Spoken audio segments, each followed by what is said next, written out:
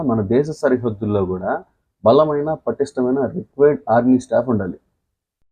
శత్రువు మన దేశ సరిహద్దును దాటి మన మట్టిలో అడుగు పెట్టే పరిస్థితి ఉండకూడదు. ఒక ఇంటికి, ఒక హీరోకి, ఒక పొలిటీషియన్కి ఎంత బాగా సెక్యూరిటీ కల్పించుకోగలుగుతున్నాం, మరి అంత పెద్ద ఇండియా బార్డర్కి ఇంకెంత సెక్యూరిటీని కల్పించాలి? మరీ ముఖ్యంగా మన శత్రు దేశం అయినటువంటి ఇండియా పాకిస్తాన్ బార్డర్ అప్రాక్సిమేట్గా 3323 కిలోమీటర్లు. అంత పెద్ద బార్డర్ ఏరియాకి రక్షణ కవచంలా పనిచేయాలి అంటే ఎంత భద్రత తీసుకోవాలి? ఎంతమంది రిక్రూట్మెంట్ కావాలి? చూసాంగా పహల్గామ్లో టెర్రరిస్టులు ఎంత సునాయాసంగా మన దేశంలోకి ఎంటర్ అయ్యారు, అయ్యి ఎంత హింసాకాండం సృష్టించారు అని.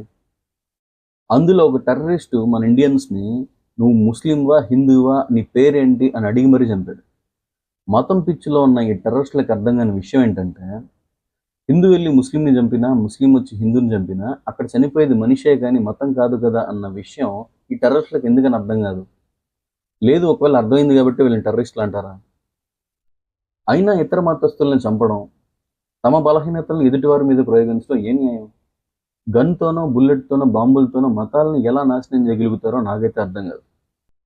పోనీ ఈ పాకిస్తాన్ వాళ్ళు 50 మంది ఇండియన్స్ని చంపేస్తే, మన భారతీయులు 150 మంది పాకిస్తానీ వాళ్ళని చంపేస్తారని తెలిసి కూడా నష్టపోవడాన్ని ఏమంటారు?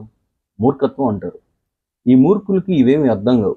ఒకటి చంపుతారు, లేదంటే చస్తారు. అస్సలే ఇండియాకి పాకిస్తాన్కి గొడవలు జరుగుతున్నాయి. ఇలాంటి టైంలో ఏషియన్ క్రికెట్ కౌన్సిల్ ఇండియాకి పాకిస్తాన్కి మ్యాచ్ కండక్ట్ చేశారు. అందులో ఇండియా గెలవడం, పాకిస్తాన్ ఓడిపోవడం జరిగింది. మ్యాచ్ ముగిశాక ఇండియన్ క్రికెటర్స్ పాకిస్తానీ క్రికెటర్స్కి షేక్ హ్యాండ్ ఇవ్వలేదని కంప్లైంట్ చేశారు. ఇండియన్ క్రికెటర్స్కి స్పోర్ట్స్మెన్షిప్ లేదని చెప్పి కంప్లైంట్ చేశారు.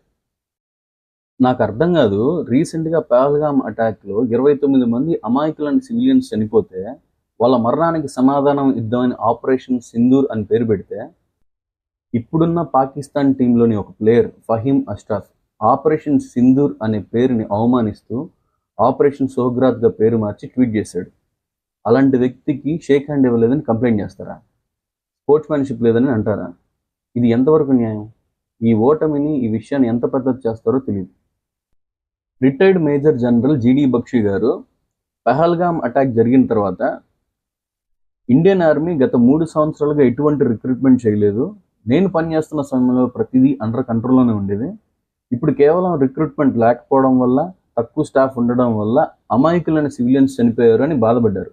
అలాగే గట్టిగా నిలదీశారు. అందుకే మన ఇండియన్ ఆర్మీ ముందుగా జాగ్రత్తలు తీసుకోవాలి. శత్రు దేశం మన వైపు చూడాలంటే భయం కలిగేలాగా మనం ప్రిపేర్ అయి ఉండాలి. అలా జరగడానికి రిక్రూట్మెంట్ అనేది బ్యాంకింగ్స్లోనో, రైల్వేస్లోనో,